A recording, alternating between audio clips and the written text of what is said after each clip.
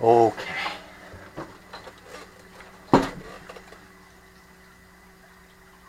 Welcome back. You know, I have put a lot of time in this thing. Yesterday, I spent a lot of time programming, making this device do what I want it to do. You probably wonder what it is that we want it to do.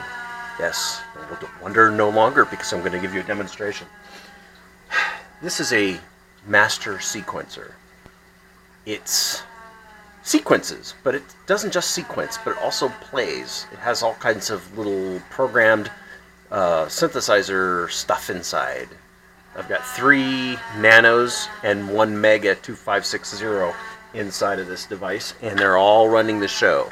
So right now it's paused, and if I hit green, it starts running. Isn't that fine? And look at that. See the little light blinking? I'm not sure. I guess I've got it adjusted. I don't know if you can see the display. It's really tiny. These knobs right here control what part of the sequence gets played. This is the start, and this is how many of the notes get played. Currently, this is dialed to 13, and this one's dialed to 4. So the 4 is the first note that gets played in the sequence. Actually, 0, 1, 2, 3, 4 is the first note that gets played. So then it goes 13 notes from here. 1, 2, 3, 4, 5, 6, 7, 8, 9, 10, 11, 12, 13. That's why we're seeing this note get added. Okay, now that you fully understand what these knobs, well, the knobs are actually the notes on not just adjusted tone, they are notes on a keyboard. They're chromatically tuned to adjust each of the chromatic notes on a standard keyboard. So the cool thing about that is there's no what I would call terrible sounding notes. They're all good, clean sounding musical notes. And to hear them, and if you can hear that, isn't that wonderful? There's a little speaker inside that plays it so you can hear it. But man, that's not cool. That doesn't sound good at all. That sounds terrible, in fact. So why don't I turn on what really we want to hear, right? Turn that silly speaker off so you can't hear it, and turn up. Now the cool thing about what you're hearing is there's 3 oscillators inside. I call them DCOs, digital controlled oscillator. And all they are is a nano. Pretty cool little nano board.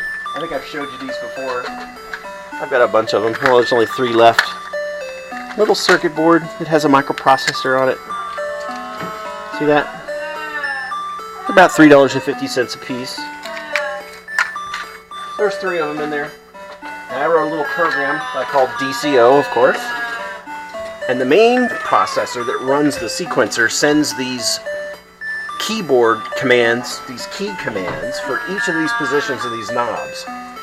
So let's put the beginning note at 0, so it'll start at 0. Now I've told it to go 0, 7, so now it's playing notes 0 through 7. See that? Pretty slick, huh? We can speed it up. Now what I was going to tell you about the DCOs is they talk to a special chip. It's new technology. It's I call it a digipot. Okay, there's a whole package of them right here. These are 50K ohm, these are 100K ohm, and these are 5K. And what a digipot is a potentiometer. It's an adjuster just like these. That can be controlled by a microprocessor. So the cool thing about that is when each DCO gets a key command, it also executes what I call a decay command on the DCO, or the adjustable pot, okay, the digipot, and it gives you a sound off effect.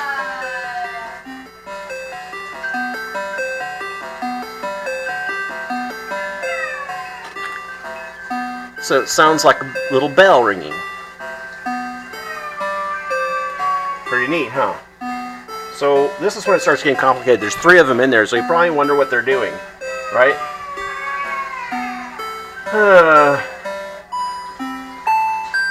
That's the shift control of that DCO number 1. This is the volume control of DCO 1. This is the shift control. This controls what section of the keyboard it's playing on. It can move up the keyboard any direction you want, playing the same sequence. And this is the knob that does that. And again, the program is not perfect. It has a few bugs in it, but it's because I just now got it working. So that's one DCO. Let's listen to what happens when I turn on two DCOs.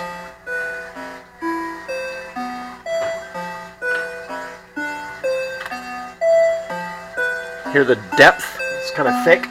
Now listen how weird it gets if I mess with this adjustment. That's like taking two keys and playing them simultaneously on the keyboard. Doesn't sound too good. So if you adjust it a little bit, so now you're playing the keys a little further apart on the keyboard, and that does sound good. Sounds good on here too. Now listen, you can speed it up. So I know that could be very monotonous, so what we start doing is you start playing with the start and finish of these notes. You can actually kind of make your own music.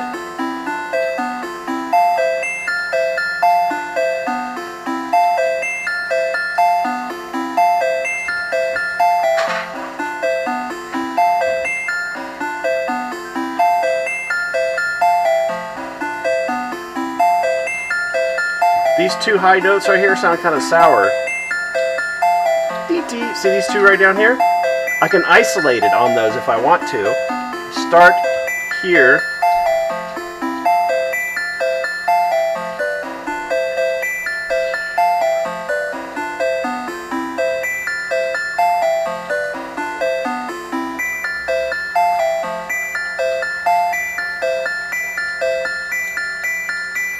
See how I isolated those two notes by adjusting these potentiometers? So now I can work on these and make them sound nicer.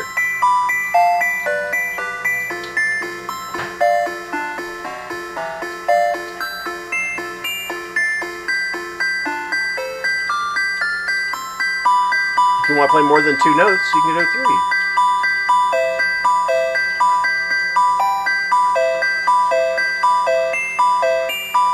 And I'm also going to work on a part where if you turn the knob all the way in a certain direction, it makes it so it doesn't play a note at all, so you can have a rest. Trust me, it's going to be totally cool.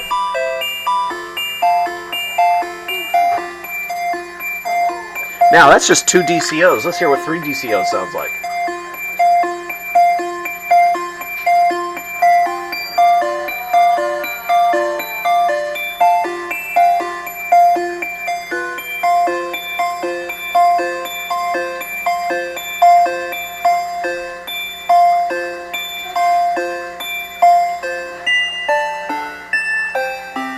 That's the master shift. That shift controls the main character of the entire device. Now, if I can get more notes.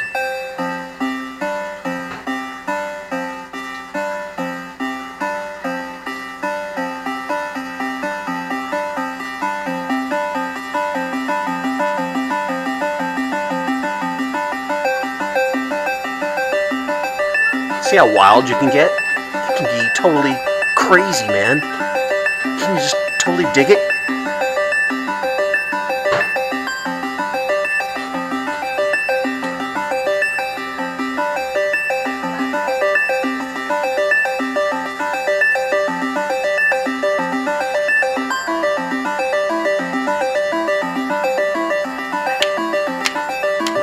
Oh yeah, rockin' baby.